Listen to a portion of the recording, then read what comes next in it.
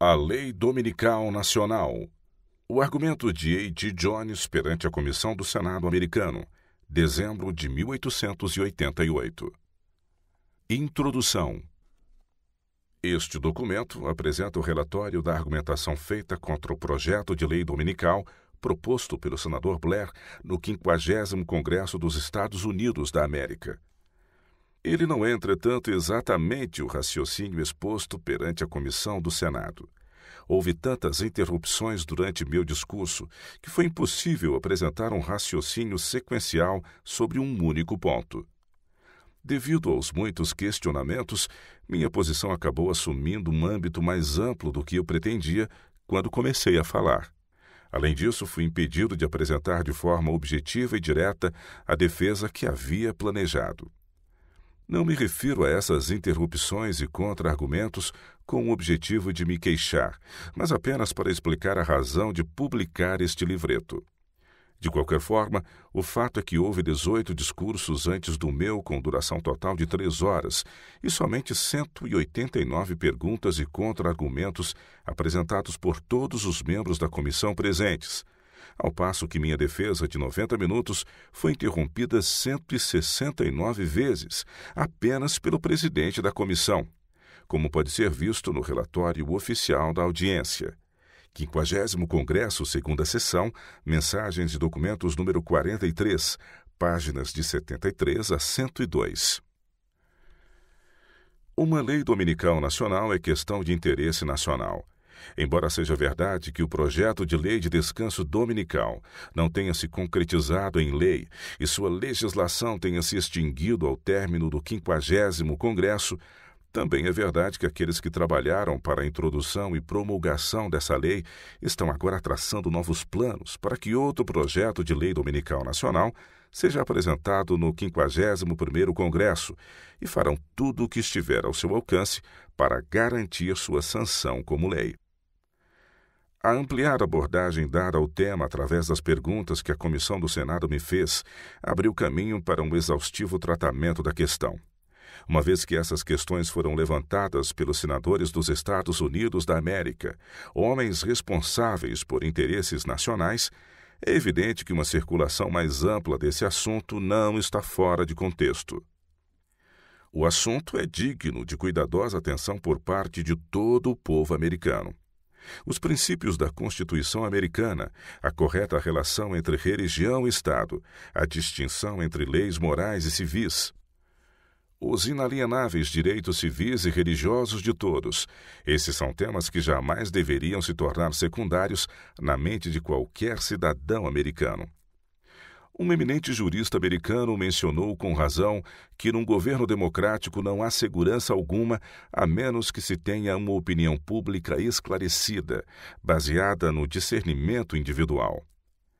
Provisões constitucionais contra a invasão do poder religioso sobre o poder civil só serão salvaguardas se o discernimento das pessoas reconhecer a verdade de que aquele que permite qualquer legislação em nome da religião ou de observâncias religiosas, mesmo que creia nelas, está renunciando à sua própria liberdade religiosa.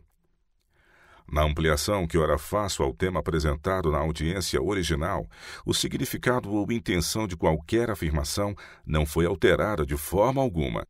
O debate é submetido ao povo americano com a esperança sincera de que darão profunda consideração aos princípios envolvidos. As posições assumidas irão resistir aos mais rígidos testes de qualquer forma de crítica justa.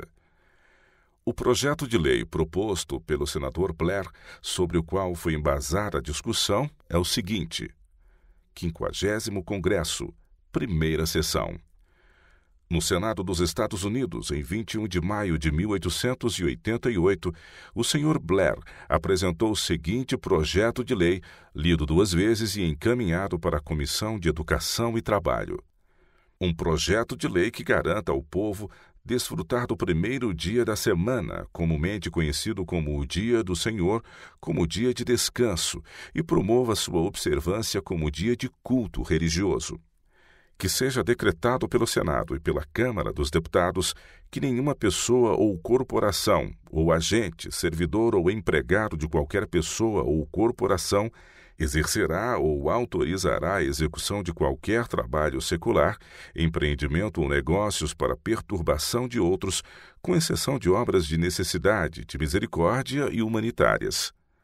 Nenhuma pessoa deverá se envolver em qualquer tipo de brincadeiras, jogos, diversões ou recreações para a perturbação de outros no primeiro dia da semana, comumente conhecido como o Dia do Senhor, ou durante qualquer parte dele, em qualquer território, distrito, embarcação ou lugar sujeito à exclusiva jurisdição dos Estados Unidos. Não deverá ser permitido a qualquer pessoa ou empresa receber pagamentos por trabalhos ou serviços realizados ou prestados em violação a esta seção. Seção 2. Nenhuma correspondência ou material de correio deverá ser doravante transportada em tempo de paz por qualquer rota postal terrestre.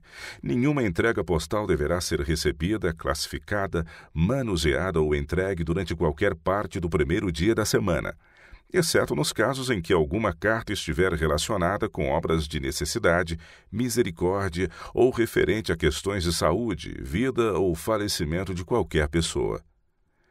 Nessas circunstâncias, a justificativa deverá estar claramente expressa no exterior do envelope, e o chefe dos Correios deverá providenciar o transporte de tal carta.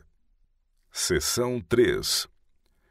Que a atividade de comércio entre os estados e com as tribos indígenas, não sendo obras de necessidade, misericórdia ou humanitárias, mediante transporte de bens ou pessoas por terra ou água, passíveis de perturbar o povo de desfrutar o primeiro dia da semana ou qualquer parte dele, como o dia de descanso do trabalho, exceção feita às obras de necessidade, misericórdia ou humanitárias, ou de interferir em sua observância como dia de culto religioso, seja proibida. E qualquer pessoa ou empresa, ou agente, ou empregado de qualquer pessoa ou corporação que intencionalmente violar esta seção será punido com multa de no mínimo $10 e no máximo $1.000, e qualquer trabalho exercido na atividade de tal comércio proibido será considerado ilegal e nenhuma compensação financeira será reavida ou paga pelo mesmo. Seção 4. Que sejam proibidos no primeiro dia da semana todos os exercícios militares e navais, inspeções e desfiles, fora do tempo de serviço ativo ou de imediata preparação para ele, realizados por soldados, marinheiros, fuzileiros navais ou cadetes dos Estados Unidos, exceto convocações destinadas a garantir a observância devida e ordenada de serviços religiosos.